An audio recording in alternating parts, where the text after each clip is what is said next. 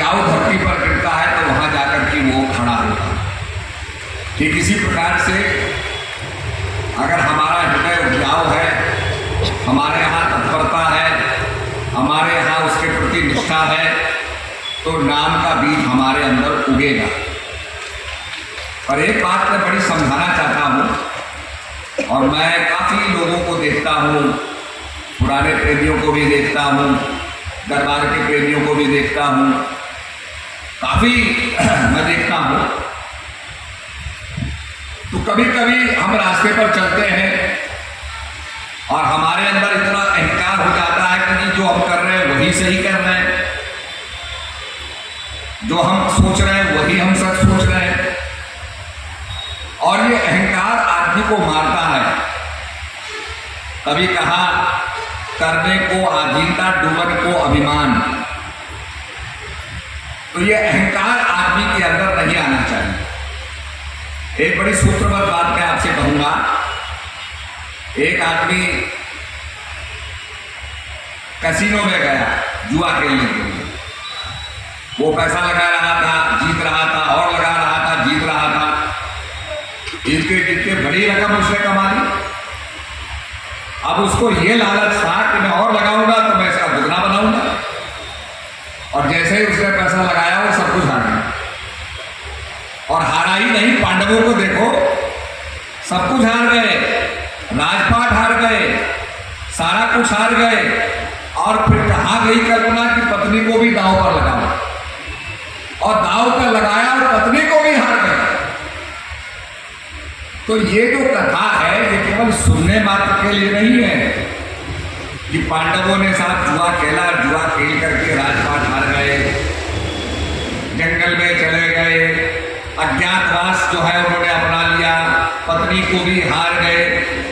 ये हमारे जीवन के साथ भी हो सकता है। हमने बड़ी भक्ति की, बड़ा अच्छा काम किया, बहुत मेहनत की, पर अगर हमसे एक ऐसा कर्म गलत हो जाए तो हम तो सब कुछ हार जाएंगे। इसीलिए भगवान गीता में कहते हैं, बहुत सी बातें कही हैं, और भगवान कहते हैं भाई ये इसके लिए बहुत जागरूक होना है। श्री महाराज जी हमसे कहते थे कि बेटा तुम्हें कोई ठग ले कोई बात नहीं, पर तुम किसी को मत ठगना, अर्थात नेगेटिविटी की तरफ मत जाना। आज बड़ा ये आसान से हो जाता है।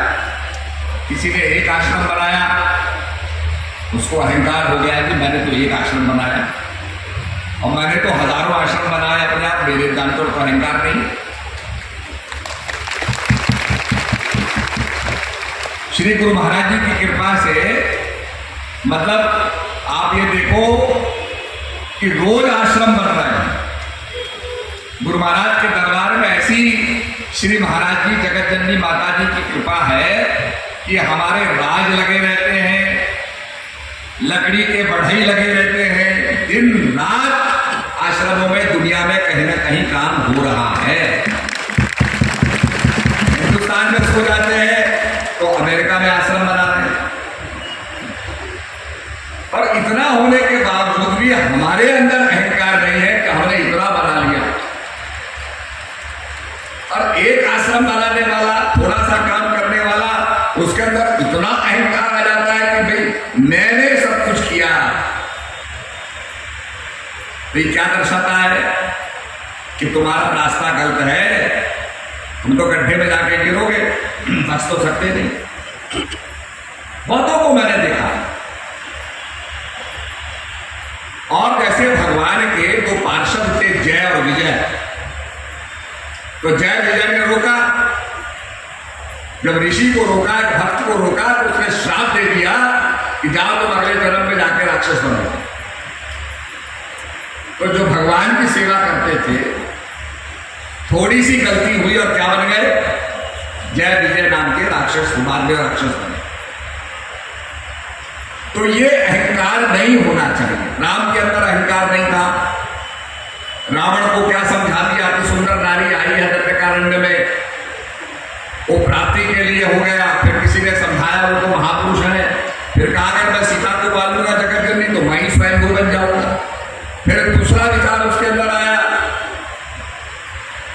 कि या तो मैं राम को मारूंगा या राम मुझे मारेगा। अगर वो महापुरुष है, वो अवतार है, तो मुझे मारेंगे, मेरा काम उद्धार हो जाएगा। और अगर वो साधारण मानव है तो मैं उनको छोड़ने वाला नहीं। तो ये जो बड़ी डेलिकेट लाइन है, इसको हमें समझना है। गुरु महाराज के दरबार में हम सेवा करें, तत्परता से सेवा करें, बिना किसी बाधा के सेवा करें, ये हमारा लक्ष्य होना चाहिए। आपने कथा सुनी होगी,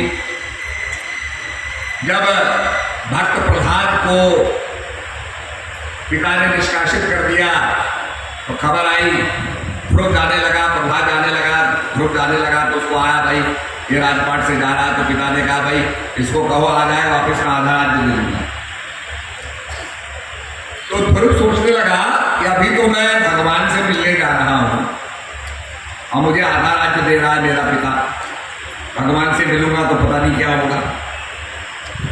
तो लालच हमेशा जब जब कोई साधना करता है तो उसमें लालच आता है।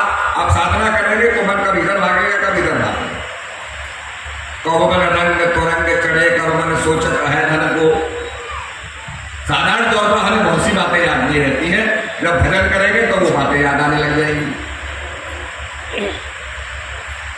तो नेगेटिविटी जो है, माया का जो प्रलोभन है, माया का जो अट्रैक्शन है, ये आदमी को हिलाता है, उसको लक्ष्य तक नहीं पहुंचने देता।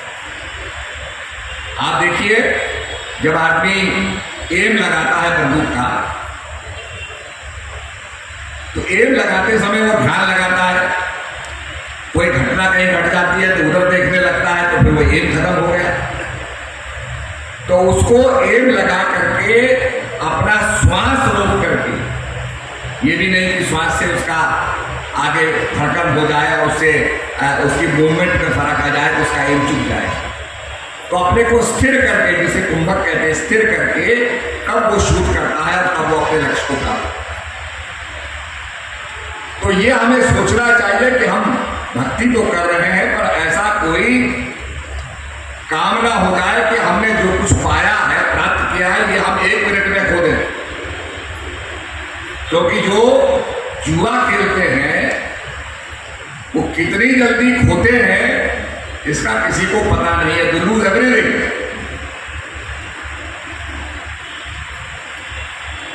तो वो चीज हमारे साथ ना, पांडवों ने they lost everything, even their wife. तो ये भक्ति के अंदर हमें ध्यान रखना चाहिए। आजकल काल में ये आपके इलेक्ट्रॉनिक जो मोबाइल है, ये भी एक ऐसी चीज है कि आपको डिफ्यूज करेगा, आपका भ्रमित करेगा, आपका हमारे कार्य नहीं करने देगा। और आप कुछ नहीं करते, वो जो खबरें आ रही है तो आप थोड़ी बदल सकते हो कुछ, आधी झूठी आधी सच्ची।